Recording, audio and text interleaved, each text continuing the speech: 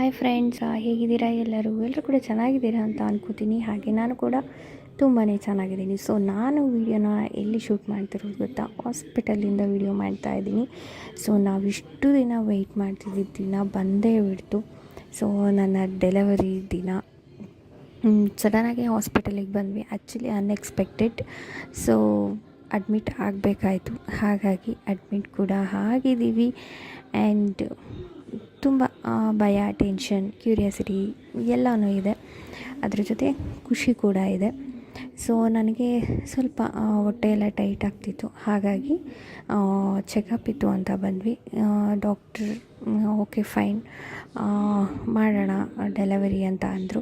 But normal try ಮಾಡೋಣ ಅಂತ ಹೇಳ್ತಿದ್ದಾರೆ. ಆದರೆ ಏನಾಗುತ್ತೆ ಅನ್ನೋದು ಗೊತ್ತಿಲ್ಲ. ನಾನು ಎಲ್ಲ ಅಪ್ಡೇಟ್ಸ್ನು ನಿಮಗೆ ಕೊಡ್ತೀನಿ. ಯಾವ ಬೇಬಿ ಆಯಿತು ಏನು ಅನ್ನೋದೆಲ್ಲ ಅಪ್ಡೇಟ್ಗಳನ್ನ ನಿಮಗೆ ನೆಕ್ಸ್ಟ್ ವೀಡಿಯೋದಲ್ಲಿ ಕೊಡ್ತೀನಿ. ಬಂದ್ವಿ ನಾವು ಬೆಳಗ್ಗೆ ಎಷ್ಟು ಒಂದು 11:30 ಹಂಗೆ ಬಂದಿದ್ದು. ಸೊ ಬಂದಿದ್ದ ತಕ್ಷಣ ಚೆಕ್ ಮಾಡಿ ಓಕೆ ಫೈನ್, ನಿಮಗೆ ತುಂಬ ಹೊಟ್ಟೆ ಏನಾದರೂ ಪೇಯ್ನ್ ಆಗ್ತಾಯಿದ್ರೆ ಅಡ್ಮಿಟ್ ಮಾಡೋಣ ಅಂತ ಹೇಳಿದ್ರು ಡಾಕ್ಟರು. ನನಗೂ ಕೂಡ ಆಗ್ತಾಯಿರಲಿಲ್ಲ. ನೈಟೆಲ್ಲ ನಾನು ಅಷ್ಟು ನಿದ್ದೆನೇ ಮಾಡಿಲ್ಲ ಸರಿಯಾಗಿ. ಸೊ ಅದಕ್ಕಾಗಿ ಚಾನ್ಸ್ ತೊಗೊಳ್ಳೋದು ಬೇಡ, ರಿಸ್ಕ್ ಬೇಡ, ಪೇಯ್ನ್ ನನಗೂ ಕೂಡ ಪೇಯ್ನ್ ತಡ್ಕೊಳಕ್ಕಾಗ್ತಿರ್ಲಿಲ್ಲ. ಒಂಥರ ಹಿಂಸೆ ಆಗ್ತಿತ್ತು.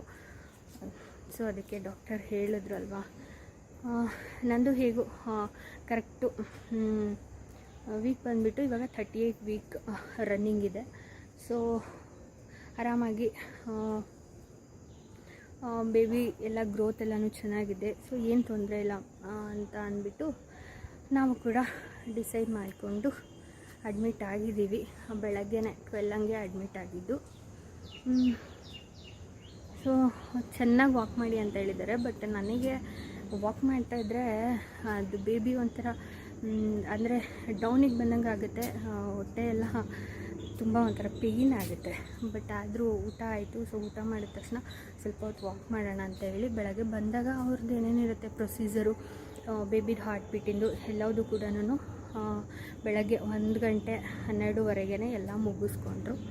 ಸೊ ಮುಗಿಸಿದಾದಮೇಲೆ ನಾನು ಕೂಡ ಊಟ ಮಾಡಿ ಸ್ವಲ್ಪ ಹೊತ್ತು ಹಾಗೆ ರೆಸ್ಟ್ ಮಾಡಿಬಿಟ್ಟು ಇವಾಗ ವಾಕ್ ಮಾಡ್ತಾಯಿದ್ದೀನಿ. ಆ್ಯಂಡ್ ನಾನು ಎಲ್ಲಿ ರೆಗ್ಯುಲರಾಗಿ ತೋರಿಸ್ತಾ ಇದ್ನೋ ಫಸ್ಟ್ ಮಂತಿಂದನೂ ಆದರ್ಶ ಹಾಸ್ಪಿಟಲ್ ನರ್ಸಿಂಗ್ ಹೋಮ್. ಸೊ ಇಲ್ಲೇ ನಾನು ಅಡ್ಮಿಟ್ ಆಗಿದ್ದು. ಇವಾಗ ಇಲ್ಲಿ ತೋರಿಸಿ ಮತ್ತೆ ಬೇರೆ ಕಡೆ ಅಂದರೆ ಅದು ಮತ್ತೆ ಬೇಡ ಅಂತ ಹೇಳಿ, ಯಾಕಂದರೆ ಇಲ್ಲಿ ಯಾವ ಡಾಕ್ಟರ್ ನಮ್ಮನ್ನು ಟ್ರೀಟ್ ಮಾಡಿರ್ತಾರೋ ಸೊ ಅವರಿಗೆ ನಮ್ಮ ಬಾಡಿ ಕಂಡೀಷನ್ಸ್ ಎಲ್ಲ ಗೊತ್ತಿರುತ್ತಲ್ವ. ಅದಕ್ಕಾಗಿ ಇಲ್ಲೇ ಅಡ್ಮಿಟ್ ಆಗಿದ್ದು. ಸೊ ಒಂಥರ ಖುಷಿ ಇದೆ, ಎಕ್ಸೈಟ್ಮೆಂಟ್ ಇದೆ. ಚಿನ್ನ ನಿಂಗೆ ಒಂಥರ ಭಯನೂ ಇದೆ. ಏನು ಅನ್ನಿಸ್ತಿದೆ ಅಂದರೆ ಸಡನ್ನಾಗಿ ಬಂದು ಅಡ್ಮಿಟ್ ಆಗಿರೋದ್ರಿಂದ ಒಂದು ಕಡೆ ಖುಷಿ, ಇನ್ನೊಂದು ಕಡೆ ಟೆನ್ಷನ್. ಟೆನ್ಷನ್ ಏನಕ್ಕೆ? ಏನು ನಿನ್ನ ಬಿ ಪಿ ವೇರಿಯೇಷನ್ ಅಲ್ವಾ ನಿನ್ನ ಬಾಡಿ? ನನ್ನ ಬಿ ಪಿ ಸ್ವಲ್ಪ ವೇರಿ ಆಗ್ತಾಯಿದೆ. ನೋಡಬೇಕು, ಏನೋ ಅಂತ ಗೊತ್ತಿಲ್ಲ, ಏನಾಗುತ್ತೋ ಗೊತ್ತಿಲ್ಲ. ಹಾಗೆಯೇ ಎಲ್ಲರೂ ಕೂಡ ಬ್ಲೆಸ್ ಮಾಡಿ ಹೆಲ್ತಿ ಬೇಬಿ ಆಗಲಿ ಅಂತ ಹೇಳಿಬಿಟ್ಟು. ಸೊ ಬ್ಲೆಸ್ಸಿಂಗ್ ತುಂಬ ತುಂಬ ತುಂಬ ಇಂಪಾರ್ಟೆಂಟ್, ನಿಮ್ಮೆಲ್ಲರೂ ಬ್ಲೆಸ್ಸಿಂಗು. ಹಾಗಾಗಿ ಕೇಳ್ತಾ ಇದ್ದೀನಿ. ಸೊ ಒಂದು ಕಡೆ ಏನು ಅಂತ ಅಂದರೆ ಒಂಥರ ಬೇಜಾರಾಗ್ತಿದೆ. ಯಾಕೆ ಅಂದರೆ ಇವಾಗ ಈ ಟಮ್ಮಿ ಎಷ್ಟು ಚೆನ್ನಾಗಿತ್ತು ಅದನ್ನು ಫೀಲ್ ಮಾಡ್ತಾಯಿದ್ದೆ. ಡೈಲಿ ಬೇಬಿ ಕಿಕ್ ಮಾಡಬೇಕಾದ್ರೆ ಅದು ಒಂಥರ ಖುಷಿ ಇರ್ತಾಯಿತ್ತು. ನಾನು ಹರಿ ಹತ್ರ ಹೇಳ್ತಾಯಿದ್ದೆ, ಕಿಕ್ ಮಾಡಿದಾಗೆಲ್ಲ ಕೆಲವೊಂದು ಸಲ ತುಂಬ ನೋವಾಗ್ತಿತ್ತು. ಅದನ್ನೇ ಹೇಳ್ತಾಯಿದ್ದೆ, ತುಂಬ ನೋವಾಗ್ತಿದೆ, ನಂಗೆ ಅಳು ಬಂದಂಗೆ ಆಗ್ತಿದೆ ಅಂತ ಹೇಳಿಬಿಟ್ಟು. ಬಟ್ ಅದು ಕಿಕ್ ಮಾಡಬೇಕಾದ್ರೆ ಒಂಥರ ಖುಷಿ ಆಗ್ತಾಯಿತ್ತು. ಸೊ ಆ ಕಿಕ್ಕಿಂಗ್ನ ಮಿಸ್ ಮಾಡ್ಕೋತೀನಿ, ಆ ಟಮ್ಮಿನ ಮಿಸ್ ಮಾಡ್ಕೋತೀನಿ. ಹಾಗೆ ಅದೆಲ್ಲದಕ್ಕಿಂತ ಇಂಪಾರ್ಟೆಂಟ್ ಏನು ಗೊತ್ತಾ ಚಿನ್ನ, ನಿಂಗೆ ಕೇರಿಂಗ್ ಮಿಸ್ ಮಾಡ್ಕೊತೀನಲ್ಲ. ನಿಜ. ಆ್ಯಕ್ಚುಲಿ ಇವಾಗ ಪ್ರೆಗ್ನೆನ್ಸಿ ಟೈಮಲ್ಲಿ ಮಾಡೋ ಕೇರಿಂಗು ಅಂದರೆ ಅದು ತಿಂತ್ಯಾ ಏನು ಆಸೆ ಇದೆ, ಏನು ಎತ್ತ ಎಲ್ಲದನ್ನೂ ವಿಚಾರಿಸ್ತಾರೆ. ಬಟ್ ಬೇಬಿ ಆದಮೇಲೆ ಹಾಗೆ ಕೇಳ್ತೀರಾ? ಕೇಳಿದಿಲ್ಲ ಅಂತ ಇಲ್ಲ ಅಂತ. ಬಟ್ ನಾನು ಕೇಳೋದಕ್ಕೆ ಮುಂಚೆ ನೀನೇ ಕೇಳ್ತಾ ಇದ್ದೆ. ಬಟ್ ಆಮೇಲೆ ಹಂಗಿರೋದಿಲ್ಲ. ಹಾಗೆ ಕೂದಲು ಕೂಡ ಮಿಸ್ ಆಗುತ್ತೆ. ಸೊ ಬೇಬಿ ಆದಮೇಲೆ ಹರಿದು ಕೂದಲೆಲ್ಲದೂ ಎಲ್ಲಿ ಧರ್ಮಸ್ಥಳಕ್ಕೆ ಮಂಜುನಾಥ ಸ್ವಾಮಿಗೆ ಅರ್ಕೆ ಇದೆ. ಸೊ ಹರಿದು ಲುಕ್ ಎಲ್ಲ ಫುಲ್ ಚೇಂಜ್ ಆಗಿಬಿಡುತ್ತೆ. ಏನಂದರೆ ಬೇಬಿ ಜೆಂಡರ್ನ ರಿವೀಲ್ ಮಾಡದೇ ಇರೋದೇ ಒಂಥರ ಚೆಂದ ಅಲ್ಲ. ಅಂದರೆ ಇವಾಗ ಫಾರಿನಲ್ಲೆಲ್ಲ ರಿವೀಲ್ ಮಾಡ್ತಾರೆ. ಇಲ್ಲಿ ಯಾರು ಇಲ್ಲಿ ಹೇಳೋದೇ ಇಲ್ಲಲ್ಲ ಅಲ್ಲ, ನಮ್ಮ ಇಂಡಿಯಾದಲ್ಲಿ ಹೇಳೋದಿಲ್ಲ, ಓಕೆ, ಬಟ್ ಅದು ಒಂಥರ ಖುಷಿ ಇರುತ್ತಲ್ವ. ಹೇಳಲಿಲ್ಲ ಅಂದರೆ ನಮಗೆ ಸರ್ಪ್ರೈಸ್ ಆಗುತ್ತೆ ಅಲ್ವಾ, ಯಾವ ಬೇಬಿ ಆಗುತ್ತೆ ಏನು ಅನ್ನೋದು ಒಂಥರ ಕ್ಯೂರಿಯಾಸಿಟಿ ಇರುತ್ತೆ. ಸೊ ಆ ಮೂಮೆಂಟ್ ನಾನು ಹೇಳಿದ್ದೀನಿ. ಆ್ಯಕ್ಚುಲಿ ಹೆಂಗೆ ಗೊತ್ತಾ, ನನಗೆ ವೀಡಿಯೋಸ್ ಎಲ್ಲ ಪ್ಲೀಸ್ ದಯವಿಟ್ಟು ಕ್ಯಾಪ್ಚರ್ ಮಾಡಿಕೊಡು. ಡೆಲಿವರಿ ಆದಮೇಲೆ ನನಗೆ ಅಟ್ಲೀಸ್ಟು ಆ ವೀಡಿಯೋಸ್ ಆದರೂ ನೋಡ್ಬಿಟ್ಟು ನಾನು ಖುಷಿ ಪಡ್ತೀನಿ. ಯಾಕಂದರೆ ಆವಾಗ ನಾನು ನೋಡೋದಕ್ಕಾಗೋದಿಲ್ಲ. ಸೊ ವೀಡಿಯೋ ಮಾಡಿದ್ರೆ ಅಟ್ಲೀಸ್ಟ್ ವೀಡಿಯೋದಲ್ಲಾದರೂ ನೋಡ್ಬೋದಲ್ಲ ಅಂತ ಹೇಳಿ ಕೇಳ್ತಾಯಿದ್ದೀನಿ. ಬಟ್ ಆ ಟೈಮಲ್ಲಿ ನನ್ನ ಬಾಡಿ ಕಂಡೀಷನ್ ಏನಿರುತ್ತೆ ಅಂತ ಹೇಳ್ಬಿಟ್ಟು ಡಾಕ್ಟರ್ ಇವ್ರ ಹತ್ರ ಹೇಳಿದಾಗ ಇವನ್ನ ಒಂದು ರಿಯಾಕ್ಷನ್ ಹೆಂಗಿರುತ್ತೋ ಅದ್ರ ಮೇಲೆ ವೀಡಿಯೋ ಕ್ಯಾಪ್ಚರ್ ಆಗೋದು ಅಲ್ಲ. ಸೊ ಯಾಕಂದರೆ ಆ ಮೂಮೆಂಟಲ್ಲಿ ಅವನಿಗೂ ಕೂಡ ಟೆನ್ಷನು ಭಯ ಎಲ್ಲ ಇರುತ್ತಲ್ವ. ಸೊ ವೀಡಿಯೋ ಮಾಡೋಕ್ಕಾಗುತ್ತೋ ಇಲ್ವೋ ಗೊತ್ತಿಲ್ಲ, ಬಟ್ ಸ್ಟಿಲ್ ನಾನು ಹೇಳಿದ್ದೀನಿ ನನಗೆ ಆದಷ್ಟು ಮೇನ್ ಆದ್ರೂ ವೀಡಿಯೋಸ್ನ ಕ್ಯಾಪ್ಚರ್ ಮಾಡಿಬಿಟ್ಟು ಕೊಡು ಅಂತ ಹೇಳಿದ್ದೀನಿ. ನೋಡೋಣ ಏನಾಗುತ್ತೋ ಗೊತ್ತಿಲ್ಲ. ಹಾಗೆ ನಾಳೆ ಡೆಲಿವರಿ ಇರೋದು. ಸೊ ನಾಳೆ ಡೆಲಿವರಿ ಇರೋದು.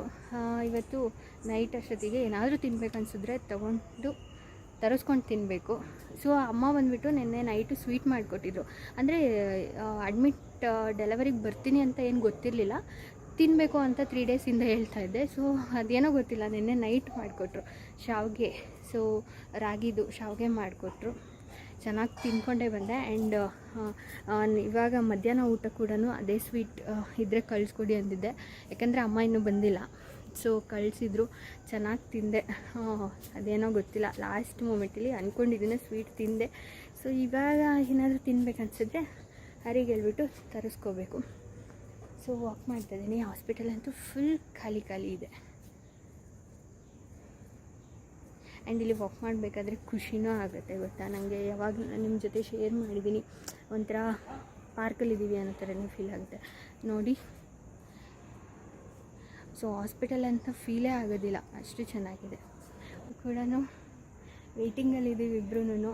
ಸೊ ನಿಮ್ಮ ಜೊತೆ ಕೂಡ ಈ ಒಂದು ಹ್ಯಾಪಿ ಮೂಮೆಂಟ್ನ ಶೇರ್ ಮಾಡಬೇಕು ಅನ್ನಿಸ್ತು, ಅದಕ್ಕಾಗಿ ಶೇರ್ ಮಾಡ್ತಾಯಿದ್ದೀನಿ. ಸೊ ನೆಕ್ಸ್ಟ್ ಫ್ರೆಂಡ್ಸ್, ಹಾಗೆ ನಾವು ಸಡನ್ನಾಗಿ ಬಂದಿದ್ದರಿಂದ ನಮಗೆ ಶೇರಿಂಗ್ ಸಿಕ್ತು ರೂಮು. 1 ರೂಮ್ಗೆ 2 ಮೆಂಬರ್ಸ್ ಇದ್ದೀವಿ. ಬಟ್ ನಾವು ಡಾಕ್ಟರ್ ಹತ್ರ ರಿಕ್ವೆಸ್ಟ್ ಮಾಡ್ಕೊಂಡಿದ್ದೀವಿ, ನಮಗೆ ಸಿಂಗಲ್ ರೂಮ್ ಬೇಕು ಅಂತ.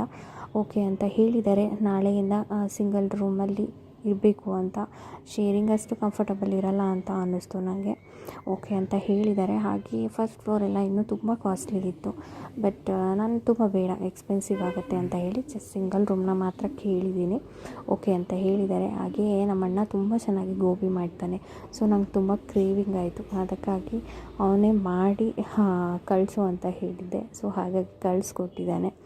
ಆ್ಯಂಡ್ ಬೇಗ ಸಿಂಗಲ್ ರೂಮ್ ಸಿಗಲಿ ಅಂತ ಡಾಕ್ಟರ್ ಹತ್ರ ತುಂಬ ರಿಕ್ವೆಸ್ಟ್ ಮಾಡಿಕೊಂಡೆ ನಾನು. ಓಕೆ ಅಂತ ಹೇಳಿದ್ದಾರೆ, ನೋಡಬೇಕು ಏನಾಗುತ್ತೋ. ಚೆನ್ನಾಗಿದೆ. Thank you. ಇವತ್ತು ಲಾಸ್ಟ್ ಡೇ, ನಾಳೆಯಿಂದ ಏನು ತಿನ್ನೋಕ್ಕಾಗಲ್ಲ ಅಂತ ಕೇಳಿದೆಲ್ಲ.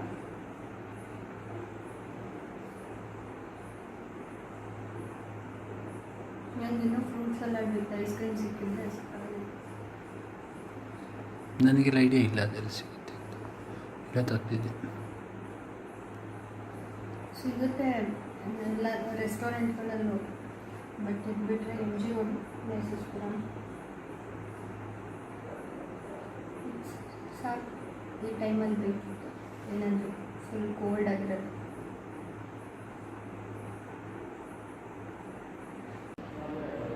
ಏನು ಊಟ? ಬಸ್ಸಾರ ಮುದ್ದೆ. ಮುದ್ದೆ ತಿಂತಾ ಇಲ್ಲ, ಅನ್ನ ಬೀನ್ಸ್ ಬಸ್ಸಾರು.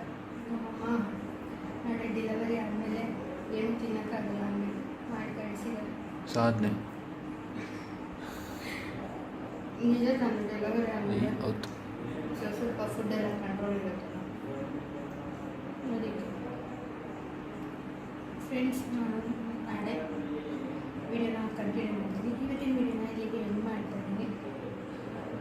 ಸೊ ಎಲ್ಲರೂ ಕೂಡ ಪದೇ ಪದೇ ಕೇಳ್ತಾ ಇದ್ದೀನಿ ಬೇಬಿಗೆ